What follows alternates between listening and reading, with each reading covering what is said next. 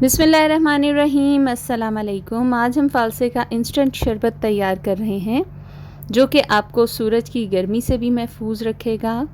इससे आपका blood pressure भी नॉर्मल हो जाएगा और जिगर के अमराज में भी बहुत मुफीद है। यरकान के मरीज़ों के लिए भी बहुत मुफीद है।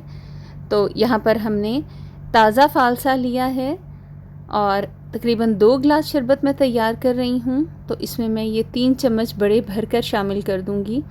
आप अपनी ज़रूरत के मुताबिक इसकी मिक़दार कम या ज़्यादा कर सकते हैं। साथ ही शामिल करेंगे हम इसमें काला नमक।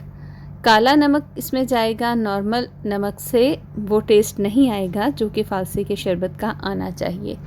इसके बाद मैं इसमें शामिल कर रही हूँ कोई भी सॉफ़्ट ड्रिंक जो ट्रांसपेरेंट होती है। आप इसमें पानी भी शामिल कर सकते हैं या फिर डाइट ड्रिंक भी शामिल कर सकते हैं। अगर आप पानी शामिल कर रही हैं तो आप साथ में चीनी या फिर कोई स्वीटनर शामिल कर लीजिए। अच्छी तरह से ब्लेंड करके बर्फ़ डालकर ग्लास में सर्व कीजिए।